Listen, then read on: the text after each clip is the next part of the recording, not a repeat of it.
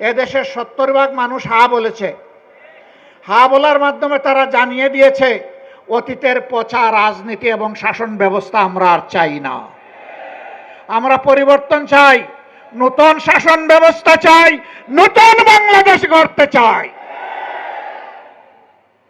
আফসোস, বর্তমান সরকারি দল তারা বলেছিলেন অধিকাংশ জনগণ যদি গণভোটে হায়ের পক্ষে রায় দেয় তাহলে আমরা গণভোটের প্রত্যেকটি দাবি অক্ষরে অক্ষরে বাস্তবায়ন করব। আমরাও বলেছি, তারাও বলেছেন গণভোটে হ্যাঁ বলুন, আমরাও বলেছি গণভোটে হ্যাঁ বলুন। কিন্তু হ্যাঁ যখন বিজয়ী হলো, যেভাবেই হোক মেকানিজম করে তারা যখন ক্ষমতায় চলে গেলেন তখন হাটা তারা ভুলে গেলেন। এখন বলতে বলতে এসে তারা বলতেছেন আমরা কখনো সংস্কারের কথা বলি নাই। না না বন্ধুরা, আপনারা সত্য বলছেন না, আপনারা মিথ্যা বলছেন। কারণ আপনাদের 31 দফা সংস্কারের দাবির প্রথম দফাই হচ্ছে সংস্কার। এখন বলেন যে সংস্কার কি জিনিস বুঝি না।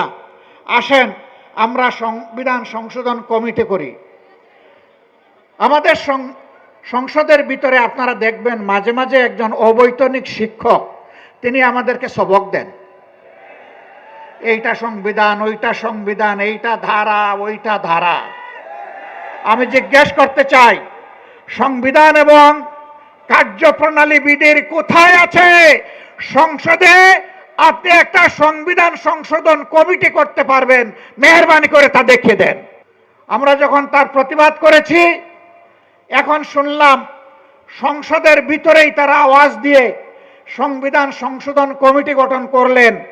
আমরা এটাকে ঘৃণা করে প্রত্যাখ্যান করেছি। এখন নাকি তারা এটার নাম পাল্টাইয়া নতুনভাবে এটার আকিকা করতেছেন নতুন নামে। তারা এখন বলতেছেন বিশেষ কমিটি।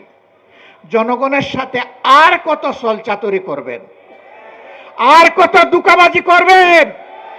সংসদের ভিতরের কথাগুলো আজকে আর সংসদের হাউসে নাই, এটা দুনিয়ার সর্বত্র চলে গিয়েছে।